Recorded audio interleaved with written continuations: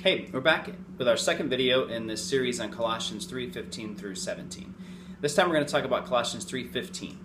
In the whole package of 15 to 17, we saw how Paul is prescribing for us a way to live in a Christ-centered, Christ-forming, Christ-formed community. Okay? Jesus is the middle of this, and the way that we cultivate this Christocentric, Christomorphic, Christifying community is through the peace of Christ, the word of Christ, and the name of Christ. This time we're going to talk specifically about the peace of Christ. So we took our little graphic and we blew it up. Christ, right? That's the center. Down below we'd have the word of Christ and the name of Christ, but above we have the peace of Christ. Paul says, let the peace of Christ rule in your hearts, to which indeed you were called in one body, and be thankful. Okay? Rule.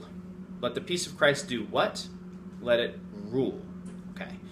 This word is neat.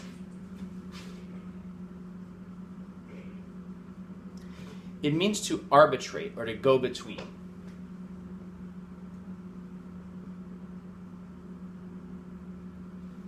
So what this is telling us that you're going to have problems. It comes right out of the gate. The first thing that's said is you're going to have issues. You're going to need an arbitrator between you and the other person. Now, to understand this arbitrator's job, you need to understand this word peace. Peace is not conflict. Okay? Peace is not the absence of conflict. It's both other and more than that. It's other than that in the sense that there's going to be conflict, and that doesn't mean that the peace was destroyed. You can't have more than one person in a community and not have multiple opinions on important things that people care deeply about. Not just piddly stuff, but like, how are we going to help the homeless? Are we going to give them money? Are we going to give them jobs? Do we have the money to give them jobs? Well, we don't, but we have enough money to give them money. Well, if we give them the money, are we going to enable their continued homelessness? Should we wait until we have an opportunity to give them job training? What if they don't come? What if they use the money on the alcohol? Is it our job to decide if they should use the money on drugs? Or is it our job to just give them the money because maybe they're hungry? Is it our job to buy them food? Where do we buy them the food? People who really want to help homeless people, that's a very good thing, and they really care about it, they want to do it smart, wisely, are going to argue and disagree about how to do it. And they're going to disagree vigorously because they really want to do it well. Not because they're being punks, because they're trying to love well. So peace isn't the absence of conflict. It's also, so it's other than that. But it's much more than the absence of conflict. If you have a bunch of people in a community who just aren't arguing, you don't have peace. Peace isn't about absence, it's about presence. It comes from the idea in the Old Testament of shalom, where everything is right and people are living in a rich mutual harmony with one another, where they're really helping each other in their forward progress, and everything is good and vibrates with good. It's sweet and golden and right. Okay? That's peace.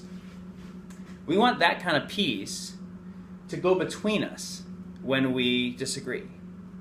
And not just go between, but this is like a judge who gets between two arguing parties and then makes the final decision, and both parties are obligated to submit to the decision.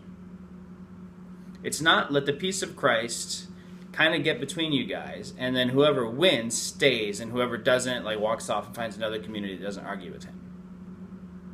No, this assumes that people don't leave community through conflict. This assumes that as conflicts arise, as they must, everybody is going to look for Christ with his peace to help them find a way forward that everybody submits to. And this is how that works. The peace of Christ rules not on our faces. Not face, where we smile at each other and okay, well, yeah, great, okay.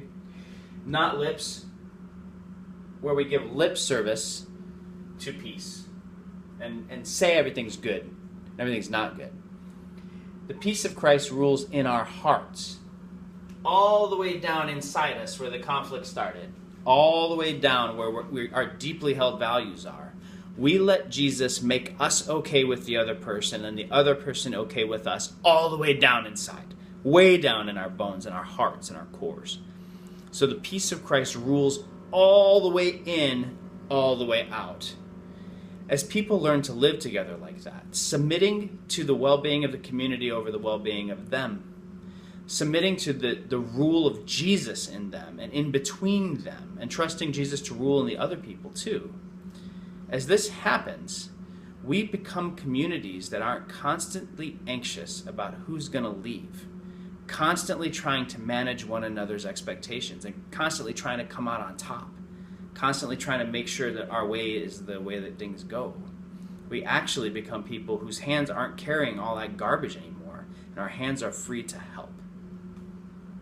All right, catch you next time with the Word of Christ.